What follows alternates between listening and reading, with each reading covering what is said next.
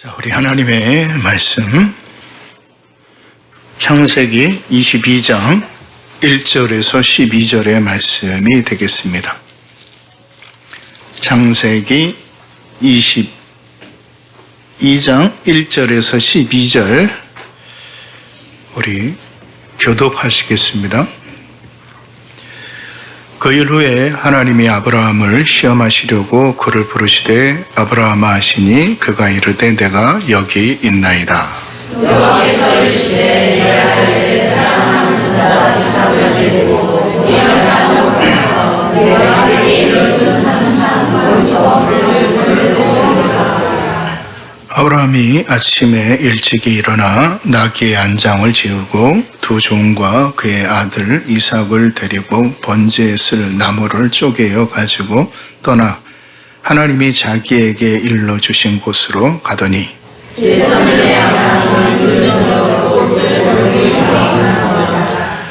이 아브라함이 종들에게 이르되 너희는 나귀와 함께 여기서 기다리라. 내가 아이와 함께 저기 가서 예배하고 우리가 너희에게로 돌아오리라 하고 아브라함이 이에 번제단을 가져다가 그의 아들 이삭에게 지우고 자기는 불과 칼을 손에 들고 두 사람이 동행하더니 이삭이 그 아버지 아브라함에게 말하여 이르되 내 아버지여 하니 그가 이르되 내 아들아 내가 여기 있노라. 이삭이 이르되 불과 나무는 있거니와 번제할 어린 양은 어디 있나이까. 아브라함이 이르되 내 아들아 번제할 어린 양은 하나님이 자기를 위하여 친히 준비하시리라 하고 두 사람이 함께 나아가서 하나님이 그에게 일러주신 곳에 이른지라. 이에 아브라함이 그곳에 제단을 쌓고 나무를 버려놓고 그의 아들 이삭을 결박하여 제단 나무 위에 놓고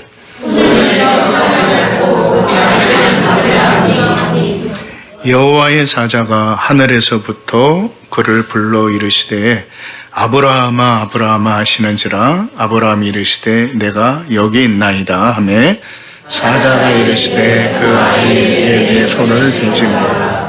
아무 일도 하지 말라. 내가 내 아들 내 독자라도 내게 아끼지 아니하였으니 내가 이제야 내가 하나님을 위하여 줄 알고 아멘. 할렐루야. 아멘. 우리 한번 앞뒤 좌우 옆 사람이랑 인사하겠습니다. 잘 오셨습니다. 할렐루야.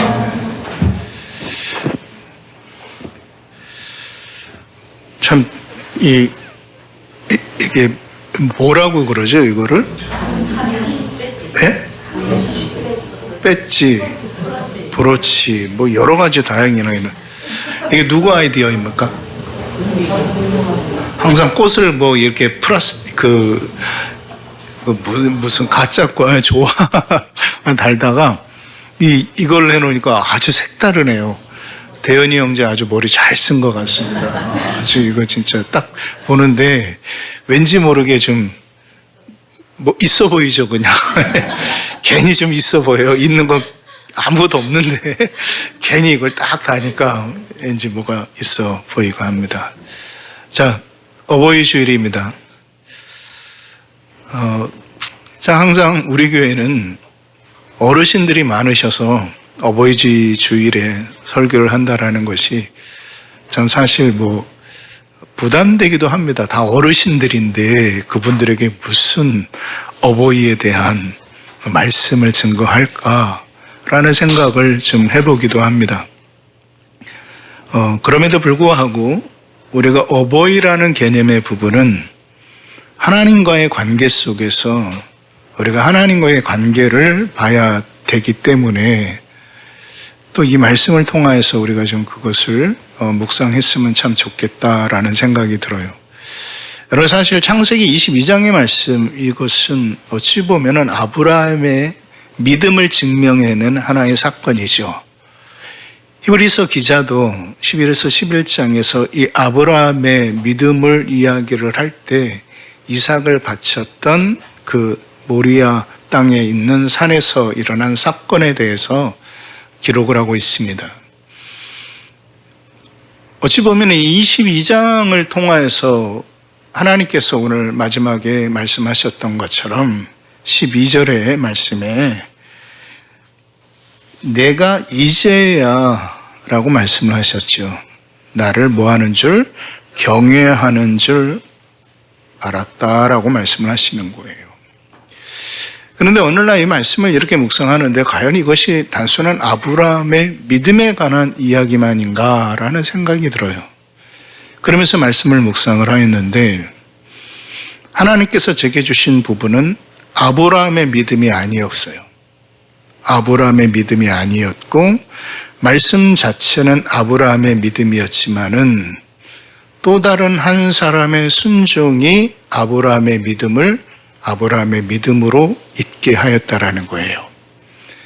그 사람의 순종이 누구의 순종이었는가? 누굴 것 같습니까? 그렇죠. 이삭의 순종이었습니다. 여러분, 이삭이 지금 이 사건이 있었던 나이가 결코 적은 나이가 아니에요. 적은 나이가 아닌데 성경에서 그 나이를 명확하게 기록하고 있지 않기 때문에 다른 자료들로 근거해서 추론할 때 어떤 분들은 10대 후반, 20대 초반 이렇게까지 이야기를 해요. 그러니까 상당히 힘도 쓰고 나이도 먹은 그런 나이였다라는 거고 그런 시기였다라는 거죠. 근데 바로 그때에 이 사건이 이루어지는 거예요. 근데 여러분 여기에서 만약에 이 이삭이라는 사람이 순종하지 아니하였으면은 어떻게 되었을까라는 생각을 해보는 거예요. 아버지에게 묻습니다. 여기에 불도 있고 나무도 있는데 도대체 재물은 어디 있습니까? 라고 이야기를 해요. 그랬을 때 여러분이 이삭의 입장에서 한번 우리 생각을 해봅시다. 아버지가 끌고 가는데 분명하게 제사를 드린다라고 얘기를 했는데 하나님 앞에 번제를 드린다고 얘기를 했는데 번제물이 하나도 없어요. 그런데 나무를 메고 불을 가지고 가요. 그럼 여러분 짐작컨대 그러면 그 재물은 어디에 있어요? 여기에서 아브라함은 뭐라고 얘기했냐면은 누가 준비하신다라는 거예요. 하나님이 준비하신다라는 거예요. 그러면 그 준비하시는 하나님이라고 아브라함은 얘기를 했지만은 아브라함의 생각과 이삭의 생각 또한 지금 그 하나님께서 거기에 어떠한 재물을 준비해 놓으신지 준비해 놓으시지 않는지 알았을까요? 몰랐을까요? 몰랐죠. 그걸 어떻게 알아요? 근데 아브라함은 지금 재물이 누군가라는 것을 알아요. 이삭이라는 걸 알아요. 왜 재물은 이삭이에요? 그 이삭 또한 누가 준비하신 거예요? 하나님이 준비하신 거기에 그렇게 얘기를 하는 거예요. 근데 이 말씀을 묵상하면서 그때 이 이삭의 심정이 어땠을까라는 거예요. 저는 전에 이 말씀을 여러분에게 설교하면서 아버지 아브라함의 심정이 어땠을까라는 말씀을 한번 드린 적이 있었어요. 불도 있고 나무도 있는데 아버지 드릴 재물은 어디 있습니까? 라고 했을 때 그 아버지의 심령이 얼마나 천길 만길 만갈래 찢어졌을까라는 생각을 해봐요. 그런데 이삭의 심정에서 한번 생각을 해봅시다. 이제 불도 있고 나무도 있는데 재물은 없어. 그런데 산으로 올라가. 근데 산에 올라가는데 거기에 재물이 있었어요? 없었어요? 없었어요. 그럼 재물은 누구라는 걸 그때 알아요. 자기라는 걸 아는 거예요. 여러분 그때 그 이삭의 마음이 어땠을까? 이제 그거를 이제 저는 묵상해 본 거예요. 이삭의 저 같았으면 아버지고 나발이고 그냥 쳐박고 그냥 저기 했을 거예요. 도망갔을 거예요. 여러분 사실 안 그랬습니까? 자식을 죽이겠다고 하는 아버지가 그게 아버지입니까? 자식을 배를 갈라서 그 하나님 앞에 제물로 드리겠다는 것이 그게 부모고 그것이 아버지예요? 아니잖아요. 그러한 아버지에 대해서 어떻게 순종할 수 있고 그 아버지의 말씀을 어떻게 따를 수 있어요? 그럴 수 없어요. 그런데 이삭이 어떻게 했다라는 말이 성경에 나옵니까? 안 나옵니까? 한마디도 안 나와요. 한마디도 안 나와요. 성경을 잠깐 볼까요? 자, 여러분 10절입니다. 9절 10절 말씀. 9절 10절 함께 있습니다. 시작. 하나님이 그에게 일러 주신 곳에 이른지라 이에 아브라함이 그곳에 제단을 쌓고 나무를 버려놓고 그의 아들 이삭을 결박하여 제단 나무 위에 놓고 손을 내밀어 칼을 잡고 그 아들을 잡으려 하니. 자, 여기까지 그 아들이 그 힘으로 아버지를 못 이겼을까요? 아버지는 이미 나이가 어떻게 돼요? 100살이나 넘는, 어찌 보면 120도 넘을 수 있는 그러한 나이의 부분인데 정확한 나이가 기록이 되어 있지 않습니까? 그 아버지 하나를 자기가 감당하지 못했을까요? 그런데 그 아버지가 하는 그 모든 것에 이 이삭은 어떻게 했을까요? 순종했어요. 순종했어요. 그래서 이 말씀을 묵상하는데, 이것은 어찌 보면은 아브라함의 믿음보다 더욱더 중요한 것이 무엇이었을까? 즉, 아브라함이 믿음의 조상이 될 수 있게끔 내가 이제야 나를 경외하는지를 내가 알았다고 하나님께서 말씀하시고 그 말씀을 들을 수 있었던 아브라함. 그래서 아브라함의 하나님, 이삭의 하나님, 야곱의 하나님, 그 믿음의 조상이 될 수 있었던 그 결정적인 것은 어찌 보면 그 아브라함의 믿음보다 이삭의 이 순종이 오히려 더 컸지 않았을까라는 것이 제 마음의 묵상이 되어졌어요. 여러분, 순종이라는 것은, 그래서 하나님께서도 순종이 뭐보다 낫다라고 말씀하셔요? 제사보다 낫다라고 말씀을 하시는 거예요. 수양의 기름보다 나은 것이 뭐였어요? 순종이었어요. 그러면 자, 여기에서 우리가 깨닫는 것은, 그럼 이 번제물이라는 것은 단순히 어떤 양이든지 이 이삭이다든지 이 제물이 중요한 것이 아니라, 그러면 그 제물의 본체는 뭐였다라는 거예요? 순종이었다라는 것을 보게 되어지는 거예요. 그러니까 그 순종 자체가 하나님 앞에 뭐가 되어지는 거예요? 번제물이 되어지는 거예요. 그 순종 자체가 하나님 앞에 제물이 되어지는 거예요. 그러니까 그 순종이 뭐보다 나아요? 제사보다 나은 거예요. 여러분, 항상 우리가 이 어버이 주일마다 우리가 말씀을 통하여서 듣는 것이, 여러분, 이 부모님에게 순종하라는 것은 뭐가 있는 첫 계명이에요? 약속이 있는 첫 계명이에요. 여러분, 에베소서 6장 1절에 자녀들아 주 안에서 뭐하라고 말씀하셨어요? 순종하라. 그리고 말씀하신 것이 뭐예요? 이것이 옳으니라라고 말씀하셨어요. 자, 여기에서 이제 중요한 부분을, 자, 자녀들아 주 안에서 순종하라라고 말씀을 하셨고, 이것이 뭐다? 옳다라고 말씀하세요. 그럼 이 옳다라는 것은, 옳다라는 이 말씀을 지금 파고드니까 이 옳은 것은 뭐라는 거예요? 누구만 옳을 수 있어요? 하나님만이 옳을 수 있어요. 왜? 하나님은 어떠한 하나님이기 때문에? 의로우신 하나님이기 때문에. 그러면 그 의로우신 하나님의 그 옳음이, 그 의가 뭐를 통하여 우리에게, 바로 부모님에게 뭐함으로? 순종함으로 우리에게 이루어지는 거예요. 여러분, 로마서 5장 22절의 말씀에 저와 여러분에게 또 다른 의 하나가 나타났다라고 말씀하셨어요. 예수 그리스도를 믿음으로 말미암아 우리에게 미치는 하나님의 의가 우리에게 나타났다라고 말씀하세요. 그러니까 예수 그리스도를 믿음으로 말미암아 모든 믿는 자에게 미치는 하나님의 의인이 뭐가 없느니라? 차별이 없느니라 라고 말씀을 하셔요. 우리에게 이루어진 그 하나님의 의라는 것은 예수 그리스도를 통하여서 우리에게 차별 없이 모든 믿는 자에게 구원을 주시는 하나님의 의로서 우리에게 이루어지는 거예요. 그럼 그 예수 그리스도가 우리 안에 있다라는 저와 여러분의 증명의 삶의 부분이 무엇이냐? 그래서 에베소서 6장 1절의 말씀이 필요한 거예요. 자녀들아 주 안에서 너희 부모에게 뭐하라는 거. 주 안에서 뭐하라? 순종하라. 이것이 뭐하다? 옳으니라. 바로 그것을 통해서 우리는 저와 여러분 안에 있는 하나님의 의를 뭐 해내는 거예요? 증명해낸다라는 사실을 우리는 기억해야 될 줄 믿습니다. 여러분, 그래서 빌립보서 2장에서 사도 바울이 말씀하신 것이 바로 그 의를 나타내시기 위하여서 우리 예수 그리스도께서 죽기까지 뭐 하셨어요?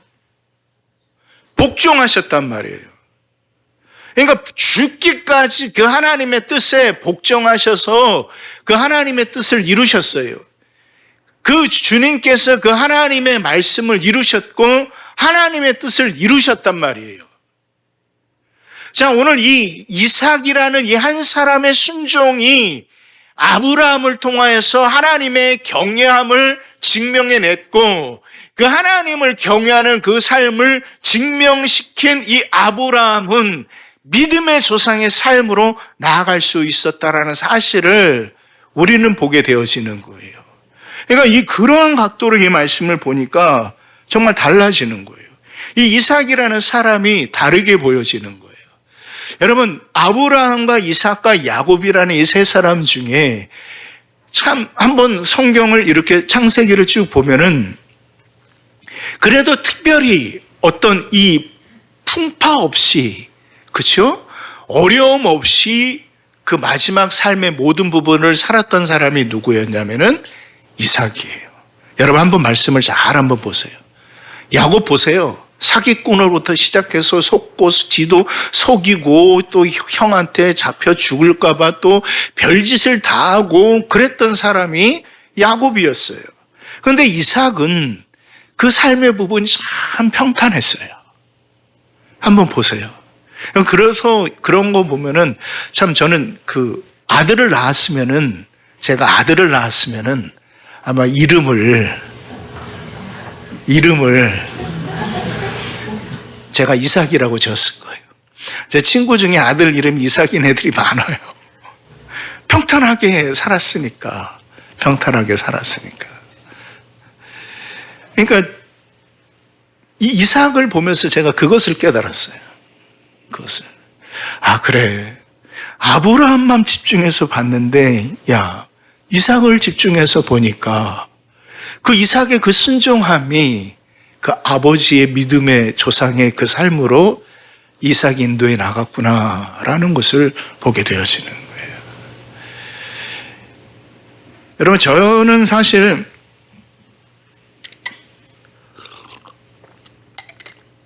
별 할 말씀이 없어요. 부모에 대한 어떤 이러한 이야기를 할 때,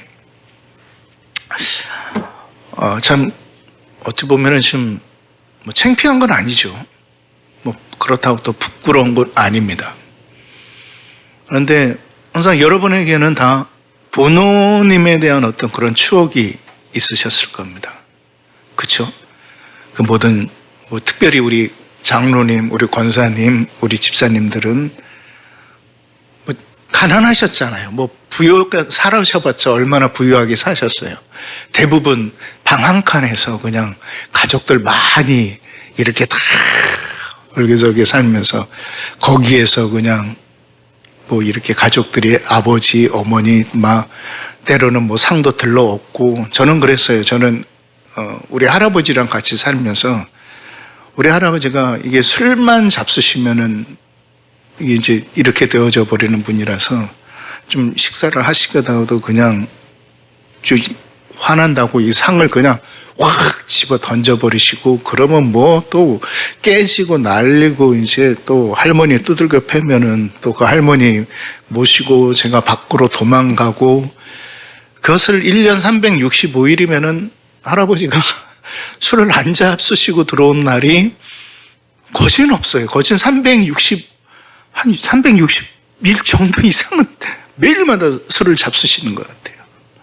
거기에다 담배는 새마을 담배를 피시고, 그래서 일찍 돌아가셨지만은, 참, 그냥 저는 이제 그런 기억밖에 없어요. 할아버지, 할머니에 대한 그런 기억밖에 없어요. 여러분들은 뭐 부모님에 대한 그런 아름다운 그런 기억들이 많이 있으셨을 거예요. 근데 그 기억 속에 참, 저도 한 가지 기억이 있는 게 뭐냐면은, 저를 위해서 참 기도해 주신 전도사님이 한 분이 계셨어요. 지금 천안에 계시는데, 천안 교회, 천안 모성결교회에서 사모님으로 이렇게 계시는데, 그분이 저를 위해서 참 기도를 많이 해 주셨어요. 저 엇나가지 못하게, 좀 엇나가면은 막 혼을 내서라도 저를 잡아주시고. 저는 어찌 보면은 뭐 부모님은 아니죠. 부모님은 아닌데 항상 제가 이제 전화는 드려요. 너무나도 감사해서. 근데 제가 교회 개척을 하고 굉장히 어려웠을 때 한번 천안을 찾아갔었어요. 전화를 인사드리러 찾아갔었는데 인사드리고 다 나왔어요. 그러더니 근데 나가려고 하는데 저를 부르세요. 영태야, 일로 와라. 그랬더니 이제 그때 이제 제가 그때 얼마였더라? 누비라라는 그 대우에서 나온 그 차가 있었어요. 조그만 차. 그거를 거진 다 부사님 그 한번 재밌는 일도 길 중간에서 그냥 멈춰갖고 그것을 그냥 우리 사모랑 둘이 큰 도로 앞에서 그냥 밀고 이제 간 적도 있었어요. 근데 그 트렁크를 열래요. 딱 트렁크를 열으니까 전도사님께서 쌀 20kg 한 푸대를 이렇게 갖고 내려와서 거기에 실어주시는 거예요. 어르신들에게 있어서 그 쌀이라는 것은 다른 거 아니에요. 그 사랑이에요. 그 쌀을 한 푸대. 근데, 그게 얼마나 눈물이 나든지, 정말 눈물이 나더라고요. 그래. 그래도 나를 위해서 이렇게 기도해 주시는 어머니 같은 분들이 계시구나라는 것에 참 감사하더라고요. 정말 감사해요. 그래서 저는 제가 우리 장인 장모님이라고 저는 절대로 안 합니다. 아버지, 어머니라고 저는 항상 해요. 그분들에게 제가 최선을 다하는 이유도 있어요. 그리고 제가 목사이기 때문에 내가 부모한테 제대로 못하면서 어떻게 성도들한테 부모에게 공경하고 잘하라고 내가 설교를 할 수 있을까라는 그런 생각을 하고 있기 때문에 저는 제가 할 수 있는 최선을 다하여서 돌아가셨을 때 후회하지 않으려고 저는 최선을 다하여 섬기고 최선을 다하여서 순종하려고 해요. 그러니까 우리 사랑하는 성도님들도 제가 그 말씀은 좀 드릴 수 있을 것 같아요. 우리 돌아가셨을 때 후회하지 마시고 돌아가셔서 후회하지 마시고 살아 계실 때 잘하자. 살아 계실 때 잘하십시오. 살아 계실 때 정말 잘하셔야 됩니다.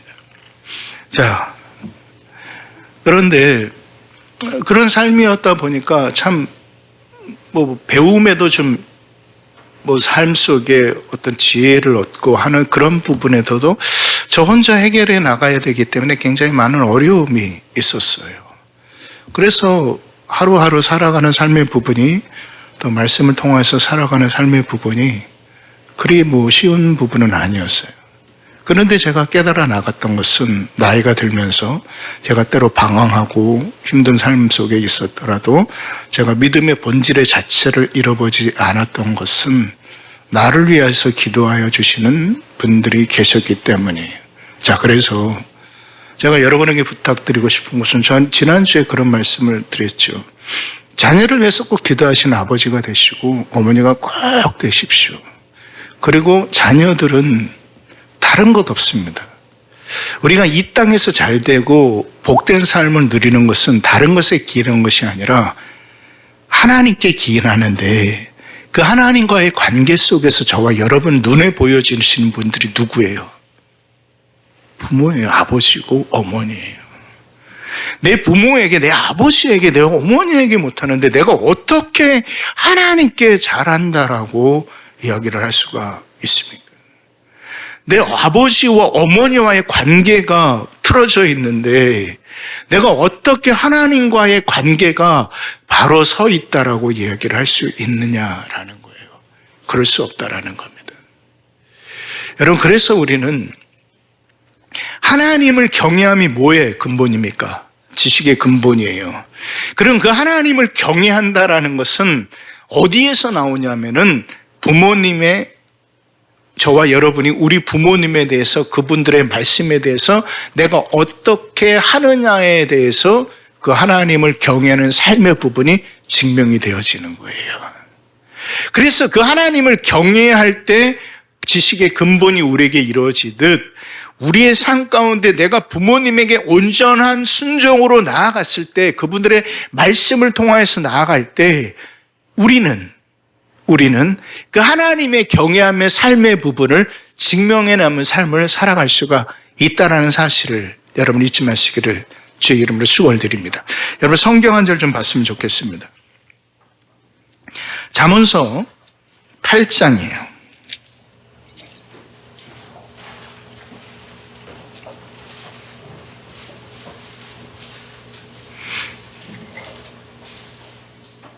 잠언서 8장 32절이에요.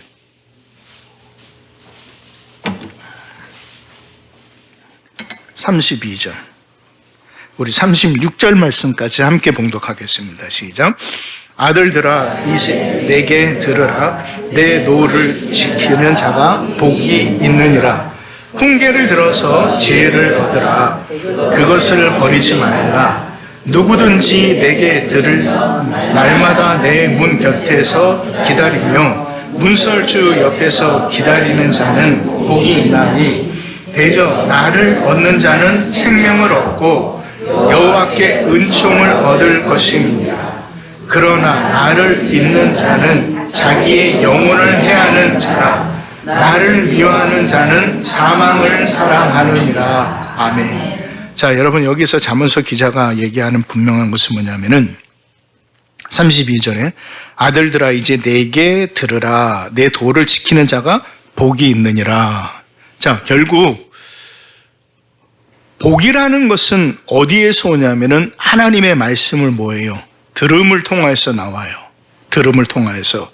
그래서 그 훈계를 들어서 뭐를 얻으라? 지혜를 얻으라. 그리고 그것을 버리지 말라라고 말씀을 하세요. 그러면 여기에서 훈계를 들어서 지혜를 얻으라. 그러면은 지혜를 얻을 수 있는 저와 여러분의 삶의 부분은 아까 잠언서 1장 7절에 말씀하셨던 것처럼 여호와를 뭐하는 것이, 경외하는 것이 지혜의 근본이라는 사실을 분명하게 성경은 말씀하셨습니다. 그러면은 저와 여러분이 이 지혜를 얻는다라는 것은 여호와 하나님을 경외하는 것이고, 그 여호와 하나님을 경외한다라는 것은 32절에 말씀하셨던 것처럼 그 하나님의 말씀을, 그 훈계를 뭐 하는 거예요? 듣는 거라는 거예요. 그러면 우리가 이 땅에서 그 하나님의 말씀을 듣고 그 훈계를 듣는다라는 것은 무엇을 통해서 증명되어지는 거예요? 저와 여러분의 부모님을 통해서, 아버지, 어머니의 그 말씀을 들음을 통해서 나에게, 우리에게 그 지혜가, 그래서 그 훈계의 말씀을 들음이 증명되는 거예요. 그리고 이 삶의 부분이 왜 필요하냐? 정말 필요한 의미가 무엇이냐? 여러분 35절에 뭐라고 말씀하셨어요? 대저 나를 얻는 자는 뭐를 얻어요? 생명을 얻고. 그러니까 저와 여러분의 참 생명은 다른 것에 있는 것이 아니라 하나님을 얻는 것에 있어요. 그 하나님을 얻는 것을 통해서 우리는 참 생명을 얻을 수 있는 거예요. 그리고 여호와께 은총을 얻을 것임이니라. 그 하나님의 은혜의 본질은 다른 것에 있는 것이 아니라 우리가 하나님을 얻느냐, 그 하나님이 우리 안에 역사하고 계시냐, 바로 그것을 통해서 이루어지는 분명한 삶이라는 것입니다. 그래서 저와 여러분의 참 생명을 위하여서는 우리는 뭐 해야 되는 거예요? 들어야 되는 것이고, 그 들음을 통해서 우리는 무엇을 얻는 거예요? 지혜를 얻는 것이고, 그 지혜를 얻음으로써 우리는 그 하나님을 뭐 하는 삶으로 나아갈 수 있는 거예요? 경외하는 삶으로 나아갈 수 있다는 사실을 여러분 기억하시기를 주의 이름으로 축원을 드립니다. 그렇습니다. 하나님을 경외하는 삶은 단순히 하나님 앞에 뭐 예배하고 뭐 기도하고 말씀 많이 읽고 하는 것으로 증명되어지는 삶의 부분이 결코 아니에요.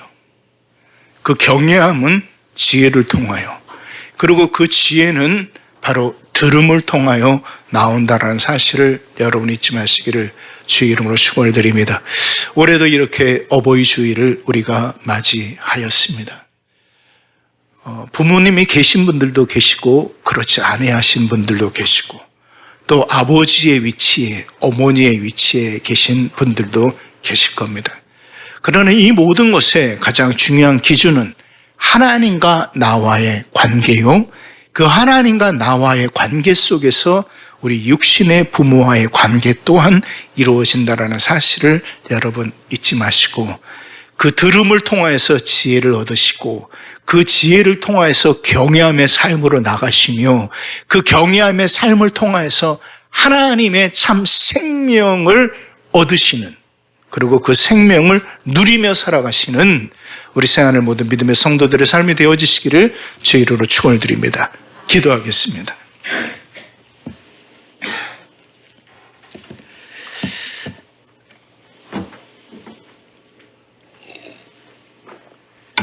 이 시간에 우리 말씀을 묵상하면서 우리 함께 좀 기도하였으면 좋겠습니다. 여러분, 성경에서 항상 말씀하시는 것은 복 있는 사람은 결코 악인의 꾀를 쫓지 아니합니다.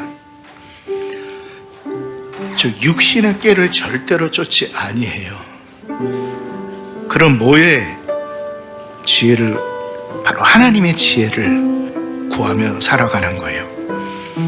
오늘 말씀을 통해서 이삭이라는 이 한 사람이 정말 순종할 수 없는 가운데 순종하다 보니, 자기가 재물이 되었음을 깨닫고도 순종하다 보니 그는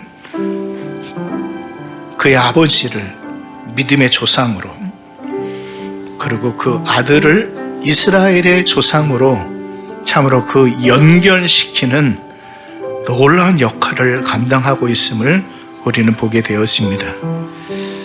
그렇습니다. 우리가 재물이 된다는 것은 결코 쉬운 일이 아닙니다. 그러나 그 재물됨은 하나님의 역사를 만들어내고 그 재물됨은 하나님의 뜻을 이루어나가는 놀라운 것이 되어짐을 우리는 보게 되어집니다. 이 시간에 정말 우리가 간절히 원하는 것은 재물이 되어지기를 원합니다. 그 재물 되어짐이 무엇이냐? 결국은 순종에 있음을 우리가 깨닫습니다. 그러므로 이 시간에 함께 기도하기를 원하는 것은, 하나님, 내가 순종을 삶을 통하여서 하나님의 뜻을 이루고 그 아버지의 뜻을 이룸으로 육신의 부모의 뜻을 또한 이루어 나갈 수 있는 우리의 모든 삶이 될 수 있도록 인도하여 주시옵소서. 말씀에 순종이 제사보다 낫다라는 그 말씀을 우리가 직접 삶으로 증명해내는 우리 모두가 되게 하여 주시옵소서. 우리 다 함께 한 목소리를 기도하겠습니다. 살아계신 아버지 하나님, 하나님의 크신 사랑과 은혜를 참으로 감사를 드립니다. 오늘 아버지 하나님께서 우리를 불러주시고 인도하여 주셔서 하나님 앞에 또 예배의 삶으로 나아가게 하여 주시오니 감사합니다. 아버지, 이 시간에 주의 은혜를 구하며 나아갑니다. 하나님이 함께하여 주시옵소서. 주님의 역사하여 주시옵소서. 아버지의 선하신 뜻을 온전히 구하며 나아가오니 하나님, 우리가 이 시에 그 순종을 통하여서 아버지의 뜻을 보게 하시고 이 순종을 통하여서 또 우리의 부모의 뜻을 보고 나아갈 수 있도록 지금 인도하여 주시옵소서. 하나님, 우리의 참 지식은, 우리의 참 지혜는 다른 것에 있는 것이 아니라 하나님의 말씀을 들음에 있으며 그 들음을 통하여서 우리 안에 그 지혜가, 그 지혜를 통하여서 우리 안에 그 하나님의 생명이 분명히 이루어짐을 믿사오니 이 모든 것을 위하여서 우리가 경외함의 삶으로 나아갈 수 있는 우리 시간을 모든 믿음의 성도들 되게 하여 주시옵소서. 하나님이 함께하여 주시옵소서. 아버지, 오늘 이삭의 순종은 그의 아버지를 믿음의 조상으로, 그리고 그 이삭의 순종은 그의 아들 야곱을 통하여서 이스라엘의 조상으로 참으로 세워지는 놀라운 그 연결을 이 이삭이라는 사람의 순종을 통해서 하나님께서 이루셨음을 우리가 보게 되어집니다. 그러므로 우리가 하나님의 뜻을 구한다면은, 하나님의 뜻을 이뤄낸다면은, 그 하나님의 뜻에 온전히 순종한다면은 우리가 더불어 육신의 부모의 온전한 뜻을 또 순종하며 나아갈 수 있는 우리 모두가 되게 하여 주시옵소서. 그 하나님의 지혜가 우리의 생명이요, 그 하나님의 생명을 통하여서 우리에게 온전히 이루어지는 하나님의 의를 바라보며 나아갈 수 있는 우리 새하늘 믿음의 성도들 되게 하여 주시옵소서. 이 예수님의 이름으로 기도합니다. 아멘. 감사합니다. 오늘 또 이렇게 하나님 앞에 또 어버이 주일로 예배하신 여러분에게 은혜가 함께 하시기를 원합니다. 신앙한다고 하면서 부모님에게 온전한 효의 가치를 실천하지 못한다면은 그것은 잘못된 것일 겁니다.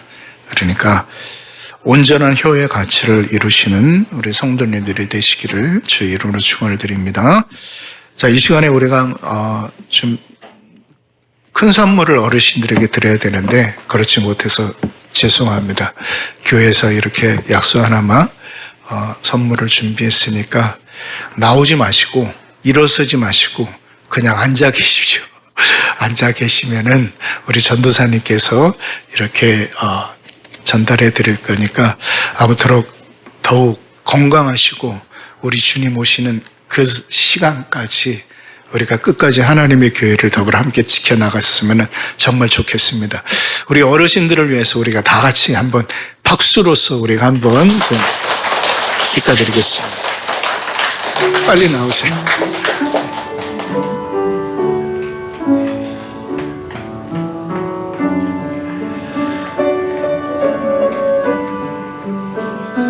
많은 시간 힘드셨던 시간도 보내셨을 것이고 어려운 시간들도 보내셨을 것인데 그럼에도 지금까지 이렇게 건강하게 함께 해주셔서 정말 감사를 드립니다. 제가 해드릴 것이 기도밖에 없더라고요. 아무튼 제가 최선을 다해서 열심히 기도하겠습니다. 마지막 끝까지 참 건강하시고 장수하십시오. 뭐 그런 말보다 그냥 오래오래 건강하게 잘 사셨으면 좋겠습니다. 이 시간에 잠깐 기도하겠습니다. 하나님 감사합니다. 오늘 이렇게 우리가 특별히 어버이 주일을 맞이하여서 하나님 앞에 또 예배하고 또 우리 교회 어르신들을 위하여서 우리가 작은아마 교회에서 마음을 모아왔습니다.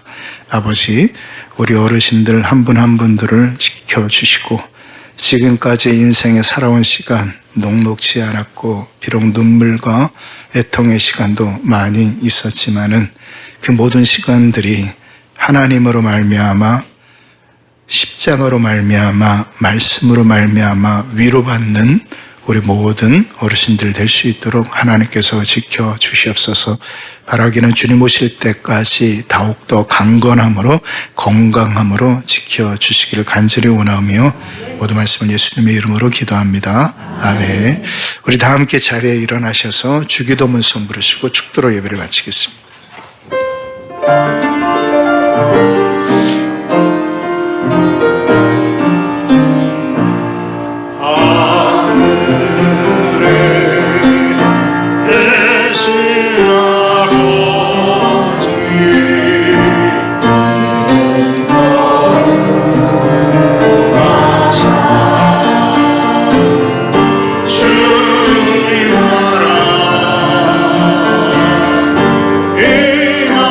임하시고